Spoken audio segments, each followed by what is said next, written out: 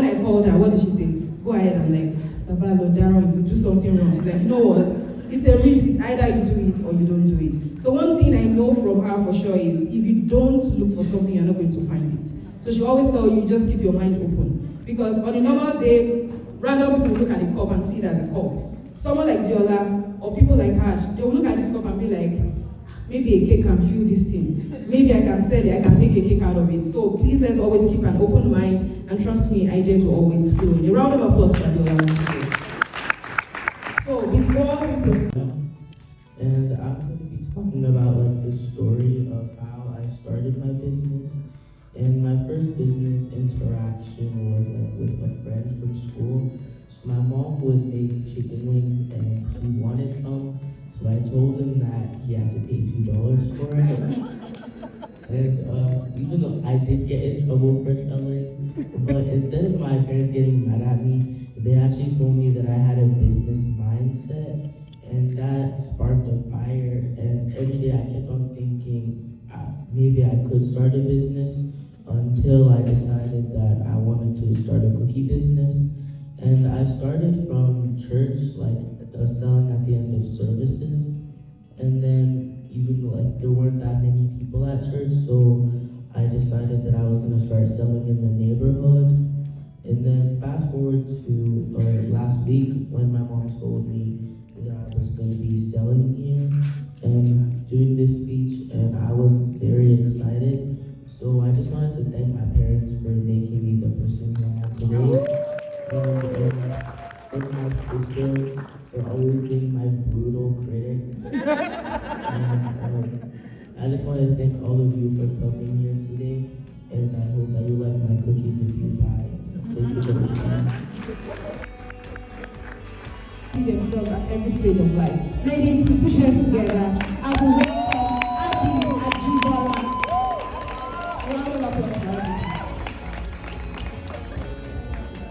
And for our second panelist for today, she's the owner of Edmonton Print Shop.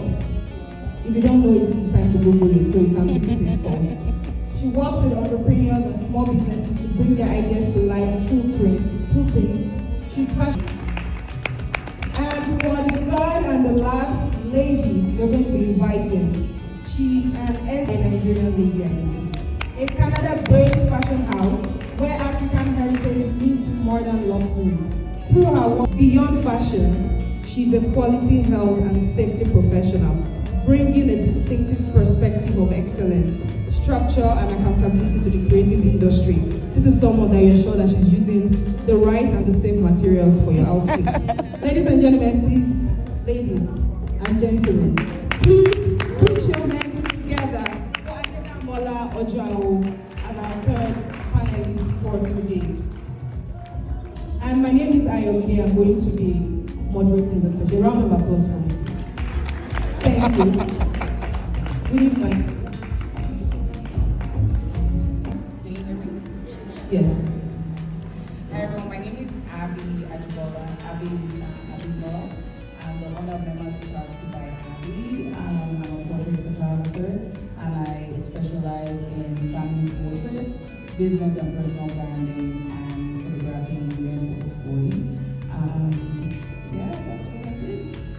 I also call myself a confidence coach in the camera because I help you, more than beautiful images, I help you see yourself as you truly are, as you like to see and to use yourself confidence. A round of applause for her. By the way, I must also share that when I first saw her page and I saw she was only photographing 40-year and above people, I was craving to be 40 at the time. So badly. Thank you very much for that. That's not all I photograph, but yes, I do. At the time, yes. you. I do focus on that as a niche for sure. All right, thank you. Hello, my name is Adundiaries, and I am the CEO of Adundiaries Atelier. We're based here in Edmonton, and we have a physical store here. The business is focused on matching element of African heritage with the modern culture. We want to create designs that feels like home and still feels like you, and also can fit into the culture of where we are now, which is Canada. So we create statement pieces that when you see are ready to wear and when you wear them, they feel like you're made for you.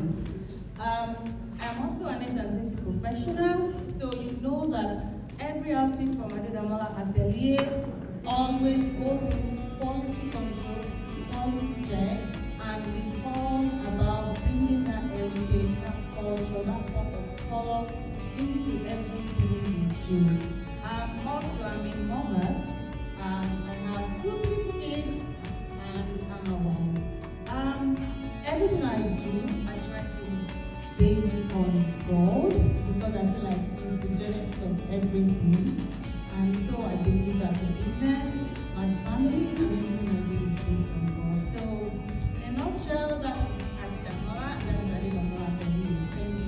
Thank you very much. Thank you too. Hello everyone, my name is Victoria. A lot of people like to call me Beaver. And first of all, Just forward. I'm a mom, Thank you. a wife, a daughter, a friend, a sister, and then a businesswoman. I'm the owner of Edmonton print shop, and it's a full print service company that actually, work with businesses, brands, and individuals to bring their print ideas to life. And I'm talking business cards, flyers, brochure, posters. We do a lot of promotional and marketing items. Your t-shirts, hats, hoodies, sweatshirts. We have a section for signage, so all your banners, your roll-up banner, your coroplast, foam boards, vehicle vinyl, graphics, magnets. So we do a lot. It's a full service print shop. And one of the things that I'm a lot passionate about recently is working with small businesses and I would say upcoming brands to identify their print needs. And this just comes from when I first started my business in Canada. I just didn't know what I needed to put my business out there. I knew that I needed a business card, but there's more to how you can present yourself and your brand. So that's what we do. And I keep talking about businesses. We also do a lot of short runs. You have 1, 2, 3 t-shirts. We accommodate that. So that's what we do, and you're welcome. Thank you. Thank you very much. And I know it's always interesting to hear how most journeys begin. And I'm going to take it a step back. What inspired you to start a business here in Canada? And I'll start with Abby, please. So, step back to before Canada, I had a business, right? I guess so my mom was a teacher. I don't know if anybody whose mom was a teacher or a civil servant, most likely your parent wasn't just doing one thing. You probably had one business or the other, I guess, so I kind of had that. And even in university, at some point I was a millionaire. I used to have business. At some point there was cheating I used to have. My mom used to bring and people loved me. I'm like, I can start selling this cheap to you. I did it for a bit. And so photography was something I kind of fell into. And I was waiting for NYSC, and someone was coming from Ife. I went to Ife, and the person was coming to Lagos to learn photography. I was like, I'm here now. I know this guy, he's right there. I'm going to just follow and learn photography. That's how I started in 2009. And I have been a photographer since then. So through my NYSC, I had a camera. And while I was working in the bank at the time, I would take pictures for people. Like Jola talked about church, people talk about church, in churches where I did all of that. So I had my business all that way up until I came to Canada in 2019. Right? So it was the thing I did on the side. My friend used to call me Banker by Day, M12 photography. I don't know if some of you all know her. She used to call me Banker by Day, photographer by night, because I had both and I was doing both. But of course, like everybody else, right? At some point, something has to give. If you want to be excellent at what you do, it takes a lot of time, a lot of energy, and I was realizing, and I had my children through there, that I can't do both excellently and still be great and present mother at that time in my life. So when we moved to Canada, I realized that it might not be so easy. In Nigeria, you have a nanny, you have 8 months, you have whatever. Here, you are everything. And my youngest was 2 years old. But I want to mention something, which is, I I think, and I love how Mide started when she talked about how she was inspired the last time she came. When I was still pretty fresh, we had two families that we knew, and one of them was talking about, oh, how many of you know Ball Five? It's Jamie, right? And she was talking about, oh, she just opened a store and everything. Sometimes when people do things, it gives you permission to do yourself. It gives you permission to, like, it's possible. Nobody said it wasn't possible, but just seeing that you get inspired. I'm one person that gets inspired by people's stories, right? And so I'm like, she's like, it wasn't, and so then my friend was like, you can actually do this thing full time. It was my desire, that's what I wanted. But is it really possible? Like, you're in a new space, you know, you've got to pay the bills. I've always had two sources of income, so now I'm thinking of doing this full time or more. You know, but that seed was in my heart. I'm like, you know, maybe we can do this. And so, that's how I started thinking about it. I'm a certified business analyst professional. I need my CBAP certification, like, you know, maybe I'll look for a job.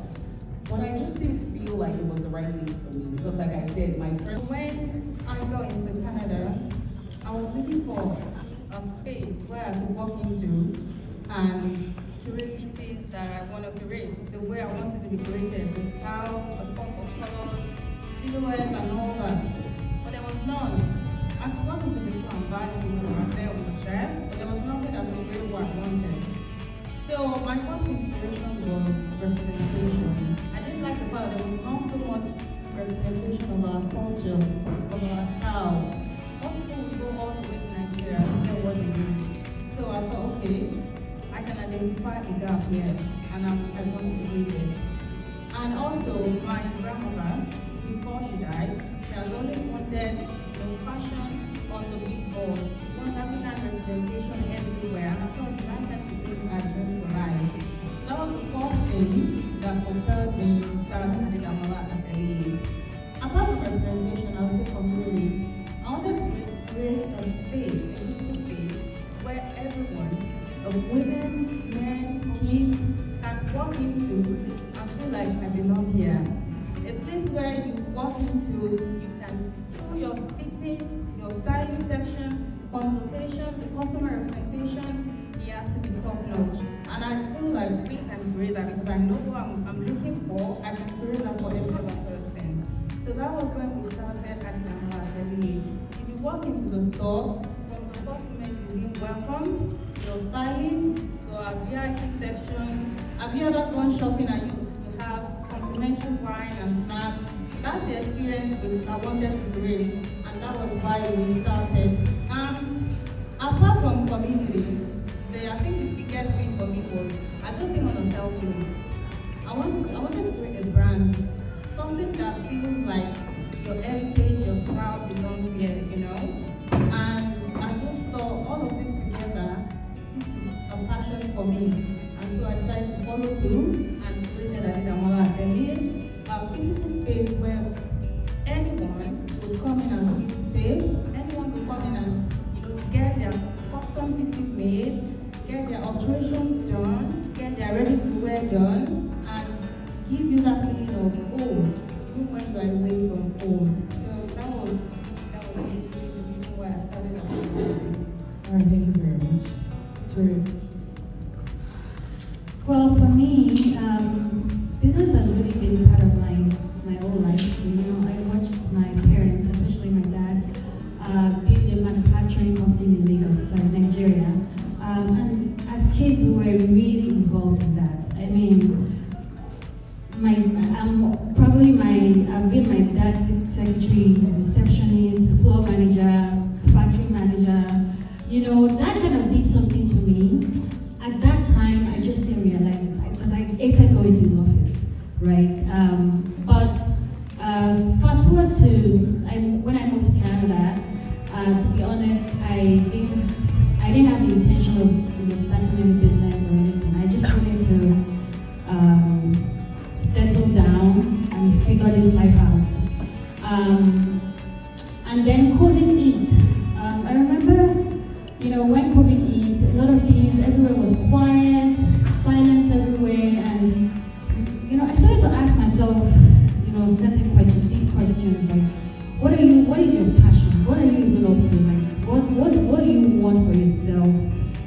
and I remember even before COVID, I was always involved in a lot of events like deco. I'm always a friend of a friend that wants to do a deco somewhere. Well, I just knew there was a creative aspect, part of me. I started to research and see if I could leverage on that, and that's what I did. I started to research. There was a lot of information. It was too much. One day I just woke up. I opened an Instagram page. I started to sell balloons. I just put the balloons on Facebook Markets, and people started buying. And I was like, okay, there's something here. And from there, I started to move into other things. So what really, inspired me is, I would say, a woman who wants to is becoming. I want to be known for something, and I really want to, create opportunity for myself, for my family, just build that legacy for them, and generally. So yeah, that's my inspiration. All right. Is it too expensive? Is it, why is this happening? Ask yourself, and you will get the answers. And in those seasons of doubt, I have an example. Recently, I was dealing with a software issue, and that software literally took me 3 hours. I was battling with this thing. I just couldn't get it. And I called someone, a really good mentor of mine, and I said, sis, I don't understand what's going on with this. And you won't believe it. In 20 minutes, I figured this thing out. So sometimes you need to reach out as well. You can be in that season of self-doubt, and all you need to do is to just talk to someone. Because your experience, I can tell you, especially in my business, your experience is not unique to you. A lot of people have gone through it. So you need to find someone who can, help you out.